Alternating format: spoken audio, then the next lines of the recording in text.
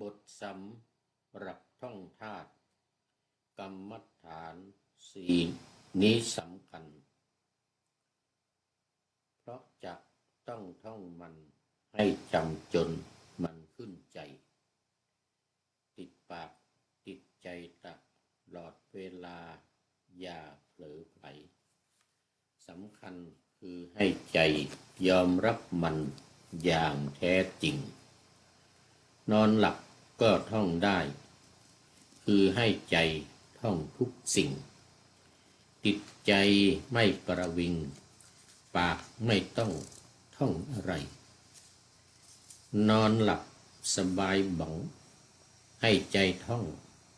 เป็นนิสัยหลับปุ๊บท่องอย่างว่องไวตื่นเมื่อไรปากท่องเลยขอถวายความน้อมน้อม ขอไปขอถวายความน้อมน้อมแด่พระรัตนตรัยมีพระพุทธเจ้าเป็นต้นขอถวายความเคารพพระมหาเถระพระเถรานุเถระเจ้าคณะพระสังฆาธิการทั่วโลกมีพระเดชพระคุณพระธรรมเสนาบดีเจ้าคณะภาค7วัดพระธาตุดอยสุเทพจังหวัดเชียงใหม่เป็นต้นและขออำนวยพรแด่ท่านผู้ฟังท่านผู้ชมสาธุชนพุทธบริษัททั้งหลายวันนี้รายการนาวาวังทองภาคเช้า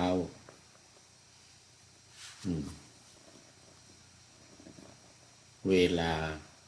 7 ถึง 7 นาฬิกา 30 นาทีถึง 8 นาฬิกาออกอากาศทางสถานีวิทยุพระพุทธศาสนาแห่งชาติและจริยธรรมวัดพระธาตุดอยสุเทพมีพ่อครูวันลบนามวงพรหมเป็นผู้อำนวยการอาจารย์พระมหาประสิทธิ์ประสาธิโกเป็นหัวหน้าสถานีและอาตมาภาพพระครูปริยัติยานุศาสตร์เป็นผู้บรรยายเป็นประจำในวันจันทร์ในว่าผิดอยู่ได้ในวันศุกร์เสาร์อาทิตย์3 วันศุกร์เสาร์อาทิตย์และวันอาทิตย์นี้มีพิเศษภาคบ่ายก็ขอไปวันศุกร์กับวันเสาร์นี้มีภาคบ่ายเวลา 13 ถึง 14 นาฬิกาและสถานีวิทยุสสวระบบ FM 104.50 วัดฝายหินตำบลสุเทพอำเภอเมืองเชียงใหม่มีท่านพระครูวิศววรกิจโจเป็นผู้อำนวยการออกอากาศเวลา 17 ถึง 18 นาฬิกาวันพุธ14 ถึง 15 นาฬิกาวันศุกร์และวันเสาร์และ 15 ถึง 16 นาฬิกาวันอาทิตย์4 วัน 4 เวลา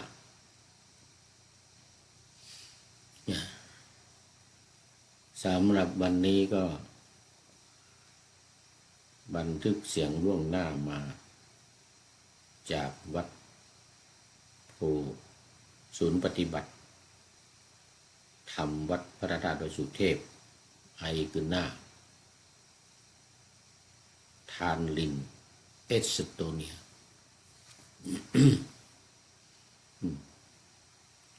ตอนนี้ก็ค่อนข้างดึกไปนิด4 ทุ่มครึ่งแล้วเมื่อเมืองไทย4 ทุ่มครึ่งแล้วแต่ที่นี่ยังไม่ดึกกำลัง6 โมงเย็น6 โมงครึ่ง6 โมงก็ได้จะครึ่ง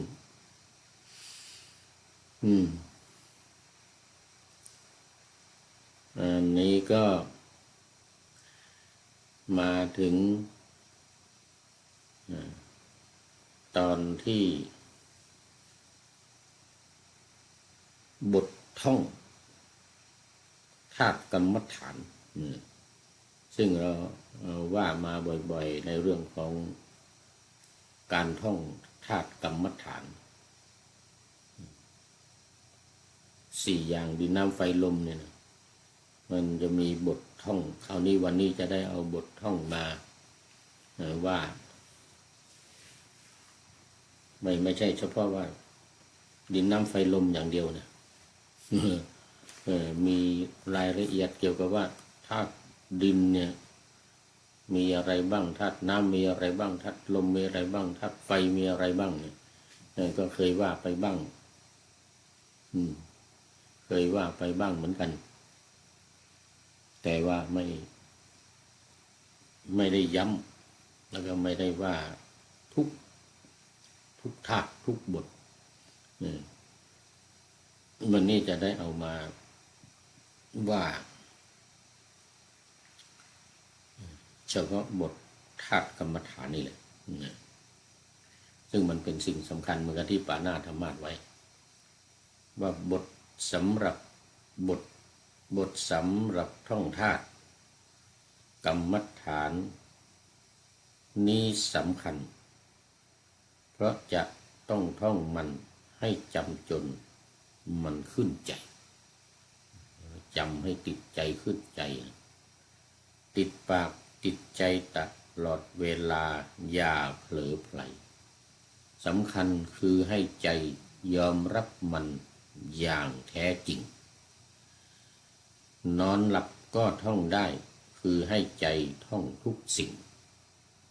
ติดใจไม่ประวิงปากไม่ต้องท่องอะไรนอนหลับสบายเบาให้ใจท่องเป็นนิสัยหลับปุ๊บท่องอย่างว่องไวตื่นเมื่อไรปากท่องเลยตื่นขึ้นมาจึงเอาปากท่องแต่เวลาหลับเนี่ยไม่ต้องเพราะมันท่องไม่ได้อยู่แล้วมันหลับแต่ใจท่องให้ใจเป็นท่องทำยังไงจะให้ใจท่องได้ก็คือต้องให้ขึ้นใจต้องให้ใจจำให้ใจยอมรับให้ใจยอมรับถ้าไม่งั้นมันไม่ท่องให้ใจนี่มันจะไม่ท่องเพราะมันไม่จำมันไม่ยอมรับแล้วก็มันไม่คล่องไม่คล่องไม่แม่นไม่คล่องไม่แม่นแล้วก็ไม่จำอย่างเงี้ยมันก็ไม่ท่องแล้วคราวนี้มาดู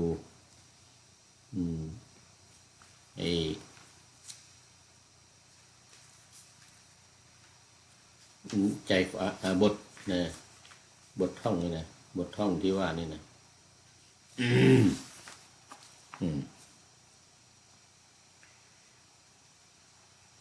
มาในหน้าพิเศษนะนี่หน้าถอฐานมีรูปภาพอยู่ด้วยหัวข้อคือท่องบทธาตุกรรมฐาน4และพิจารณากาย6 ขั้นตอนพิจารณากาย6 ขั้นตอนไอ้กาย6 ขั้นตอนนี้ก็มีบทให้ท่องนะให้ท่องจำก็ท่องบทธาตุกรรมฐาน4นี้ทรงจำสัจธรรมแห่งความเป็นรูปกายโดยความเป็นธาตุดินน้ำไฟลมตามความเป็นจริงตามความเป็นจริงท่องให้ได้ตามแบบทุกตัวอักษร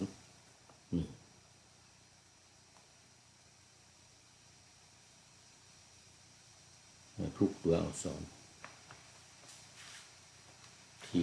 ที่ให้ท่องเนี่ยทุกตัวอักษรเนี่ยเอาละมาดูบทท่องอะไรเนี่ยบท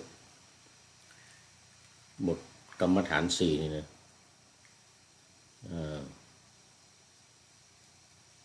คำนำก่อนคำนำว่าธาตุกรรมฐาน4ธาตุ4คือธาตุดินเรียกปฐวีธาตุ ธาตุน้ำเรียกอาโปธาตุธาตุไฟเรียกเตโชธาตุธาตุลมเรียกวาโยธาตุตามปกติเราก็ท่องกันจำได้อย่างแม่นยำก็คือว่าปฐวีอาโปเตโชวาโยอันนี้ภาษาบาลีดินน้ำไฟลมอันนี้ภาษาไทยแต่บทในที่นี้หมายถึงว่ามันมีคำอธิบายอยู่ด้วยคำแจกแจงคำชี้แจงแต่สั้นๆเช่นธาตุกรรมฐานสี่ธาตุสี่คือธาตุดินเรียกปฐวีธาตุอย่างเงี้ยอันนี้คือเรียกคำเรียกของมันว่าเราเรียกว่าปฐวีธาตุธาตุน้ำเรียกอาโปธาตุธาตุไฟเรียกเตโชธาตุธาตุลมเรียก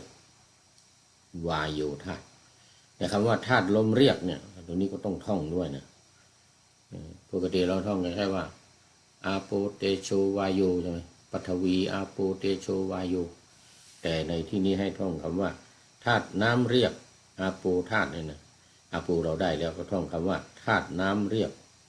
สรุปแล้วว่าทั้งบทเนี่ยสองบรรทัดเนี่ยธาตุไฟเรียกเตโชธาตุลมเรียกวาโยธาตุอันนี้ต้องท่องตามนี้เลยท่องว่า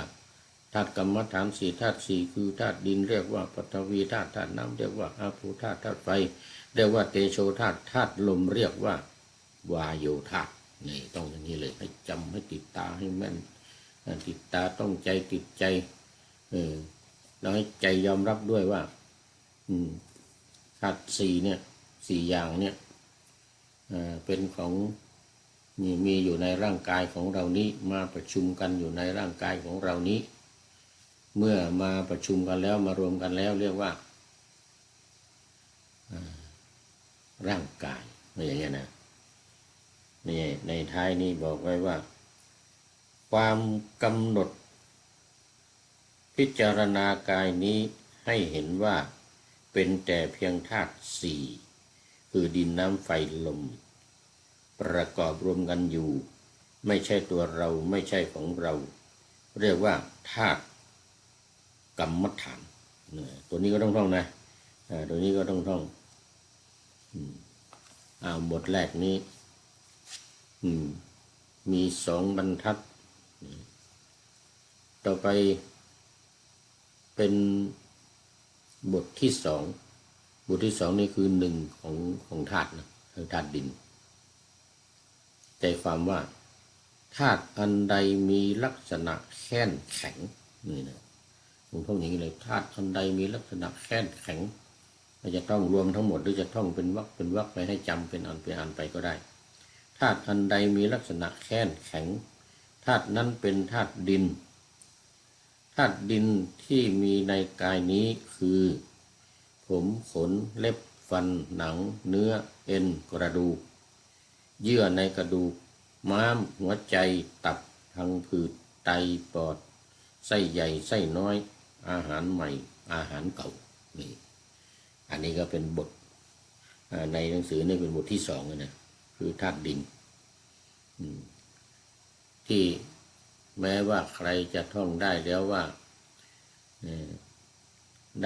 าหรือเข้าใจเนี่ยใครจะเข้าใจแล้วว่าไอ้ลักษณะที่มันแข็งเนี่ยมันคือธาตุดินนี่เนี่ยมีความเข้าใจแล้วแต่ว่าในที่นี้ให้ท่องรวมกันหมดเพื่อเป็นการอธิบายตีความหมายไปในตัวคือต้องท่องว่าธาตุอันใดมีลักษณะแข็งธาตุนั้นเป็นธาตุดินต้องอย่างนี้เลยธาตุดินที่มีในกายนี้คือ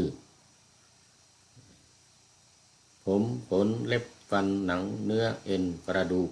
เยื่อในกระดูกม้ามหัวใจตับพังผืดไตปอดไส้ใหญ่ไส้น้อยอาหารใหม่อาหารเก่าที่เราจำมามันไม่มีคำเหล่านี้มันไม่มีคำว่าธาตุอันใดมีลักษณะแข็งอย่างนี้นะธาตุนั้นเป็นธาตุดินอย่างนี้มันไม่มีที่เราท่องกันมาก็จะมีว่าดินน้ เดินไม่ใช่ดินน้ำผมขนเล็บฟันหนังเนื้อเอ็นกระดูกเยื่อในกระดูกม้ามหัวใจตับพังผืดไตปอดลำไส้ใหญ่ลำไส้น้อยอาหารใหม่อาหารเก่ามันไม่มีคำขึ้นต้นไม่มีคำอธิบายที่จะต้องอันนั้นเพราะถ้าใครได้แล้วว่า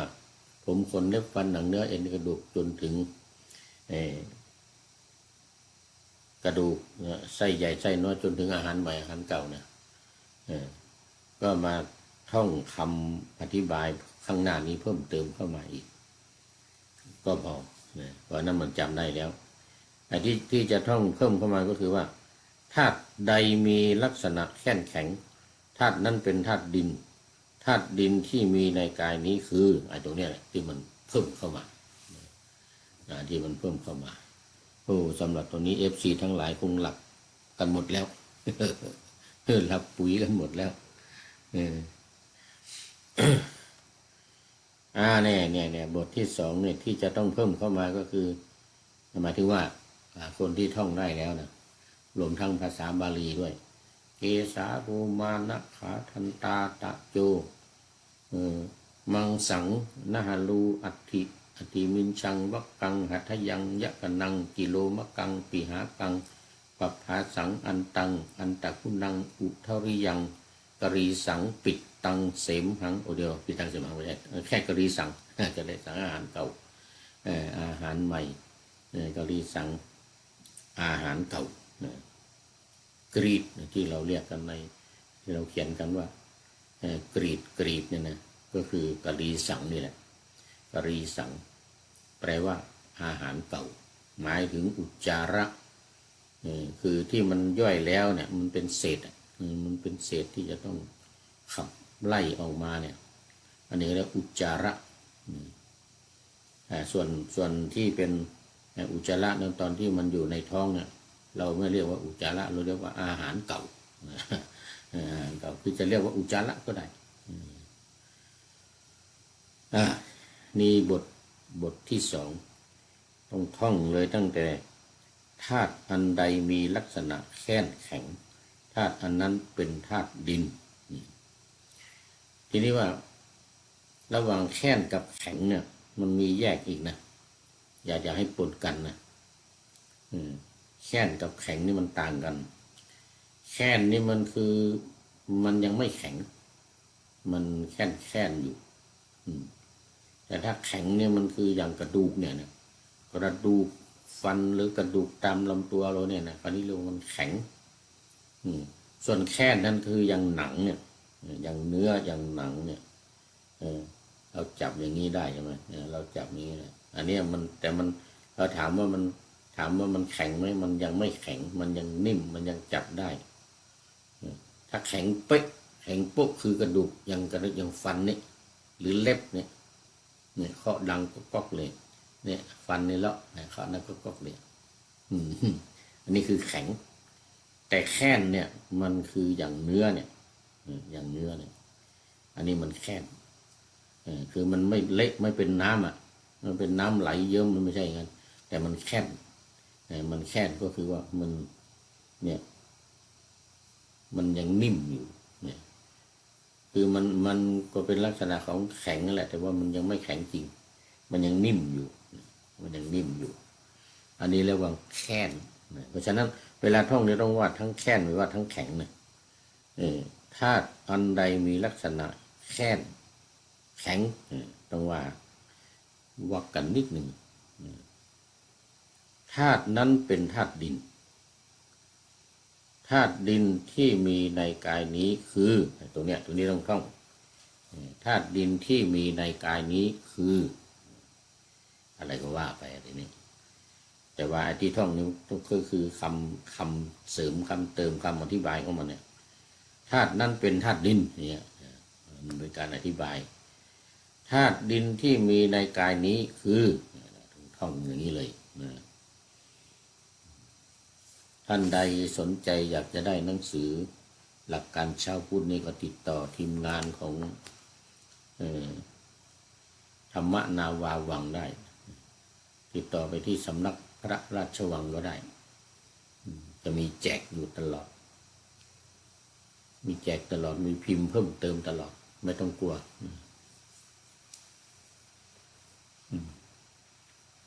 ถ้าเวลามีงานอะไรที่ไหนใครจะเอาไปแจกก็ติดต่อได้นะใครจะเอาไปแจกเนี่ยก็ติดต่อทางสำนักพระราชวังนี่อันที่สองวรรคที่สามธาตุอันใดมีลักษณะเหลวเอิบอาบเหลวก็คือมันเละเทะมันไม่แข็งแล้วก็เอิบอาบไปช่องเล็กช่องน้อยตามรูตามขุมตามอะไรต่างๆเข้าหมดอันนี้เขาเรียกมันเอิบอาบไปเอิบอาบเพราะฉะนั้นธาตุอันใดมีลักษณะ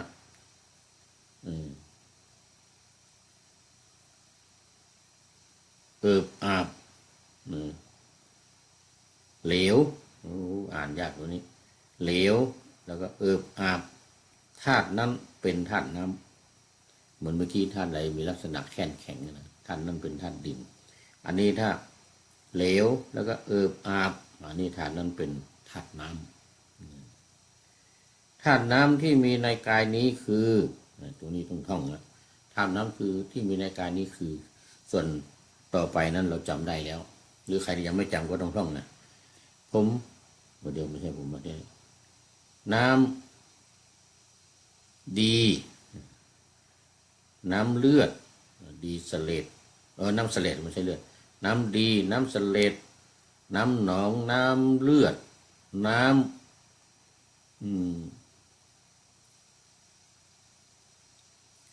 มันเหงื่อปกติเราจะว่าแต่เหงื่อนะอันนี้มีคำว่าน้ำมันด้วยเพราะว่าน้ำเหงื่อนี่มันเป็นมันน้ำมันเหงื่อน้ำมันข้นน้ำตาน้ำมัน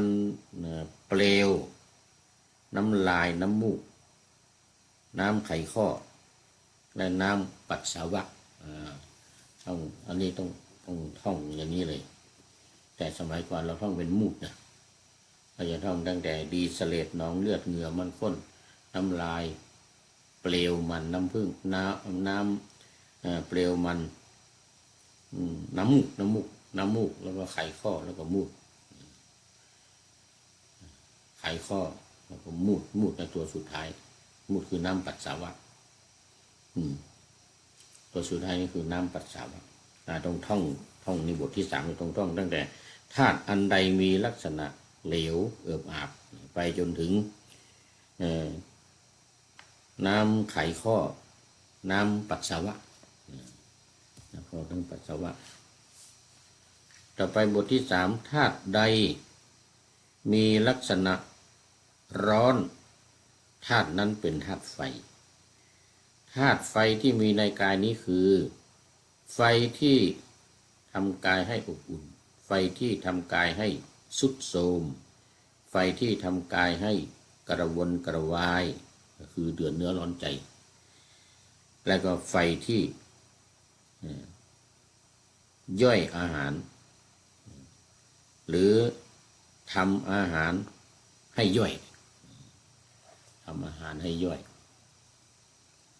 อันนี้ก็เป็นอีกบทหนึ่งต้องท่องให้แม่นยำบทสุดท้ายธาตุอันใดมีลักษณะพัดไปมาธาตุนั้นเป็นธาตุลมธาตุลมที่มีในกายนี้คือลมพัดขึ้นเบื้องบนลมพัดลงเบื้องต่ำลมในท้องลมในไส้ลมพัดไปตามตัวลมหายใจ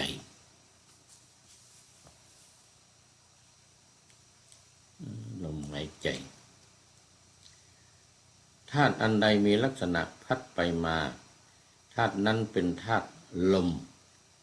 ธาตุลมที่มีในกายนี้คือลมพัดขึ้นเบื้องบนลมพัดลงเบื้องต่ำลมในท้องลมในไส้ลมพัดไปตามตัวลมหายใจนี่ท่องตามนี้เลยท่านี้บทสุดท้ายวันนี้ที่อ่านไปเมื่อกี้ทีหนึ่งความกำหนดพิจารณากายนี้ให้เห็นว่าเป็นแต่เพียงธาตุสี่คือดินน้ำไฟลมประกอบรวมกันอยู่ไม่ใช่เราไม่ใช่ของเราเรียกว่า ธาตุกรรมฐานเป็นคำอธิบายแต่ถือว่าเป็นบทท่องเหมือนกันแต่ที่สำคัญทั้งสี่ธาตุเนี่ยธาตุดินธาตุน้ำธาตุลมธาตุไฟดินน้ำลมไฟสี่อย่างเนี่ยไอหัวนั้นก็แยกออกไปว่าที่ว่าธาตุกรรมฐานสี่ธาตุสี่คือดินน้ำธาตุดินเรียกปฐวีธาตุน้ำเรียกอาโปธาตุลมเรียกธาตุไฟเรียกเตโชธาตุลมเรียกวายโย Yes come in Soon Huh? we have meditation. Something okay now After 10 minutes. yeah now finish then I go Okay. okay thank you สามเณรมาเตือนเดี๋ยวจะทำวัด เดี๋ยวจะตีราคาเวลาการก็จบพอดีเลยหมดเวลาพอดีนะที่ในนี้มี4บทนะบทที่1บทคำขึ้นต้นคำเบื้องต้นก็ได้เลยคำขึ้นต้นบทที่2ธาตุดินที่3ธาตุน้ำที่4ธาตุไฟที่5ธาตุลมแล้วอันสุดท้ายอันที่6นี่ก็เป็นกรรมเป็นธรรมะเตือนใจอันนี้ต้องท่องอย่างเหมือนกันแล้ววันนี้เวลาของรายการก็หมดพอดี ในตอนเช้าวันนี้ก็เป็นเรื่องของการท่องบทธาตุสำหรับบทธาตุนี้ถ้าท่านต้องการก็ติดต่อได้ติดต่อทางสำนักพระราชวังนี่ก็จบแล้วก็หมดเวลาพอดีท่านนายพลนเรศจิตรักก็ฝากท้ายรายการบอกว่าท้ายรายการหน่อยนึงเป็นข้อคิดท้ายรายการวันนี้ว่าเป็นพระเนนเห็นใจใครว่าสุขหมดสนุกเห็นใจใครจะเห็นตื่นเช้าออกบิณฑบาตราดตระเวนใครจะเห็นว่าในบาตรขาดอะไรขอนำรายการธรรมะทัดไปก่อนแล้วจะย้อนมาใหม่ในวันหลังเพื่อให้ท่านทั้งหลายได้รับฟังและธรรมะเทศนังเหมือนดังเดิมเป็นธรรมะในพระไตรปิฎก3ธรรมบทอันงดงามบรรยายเสริมอธิบายใจความเหมาะมาต่อเติมยกนิทานดั้งเดิมเสริมบทธรรมขอทุกท่านสุขกายสบายใจปรารถนาสิ่งใดอันเลิศล้ำจงเพิ่มพูนตามบุญงามและตามกรรมที่ได้บำเพ็ญไว้ทุกประการขอเจริญพร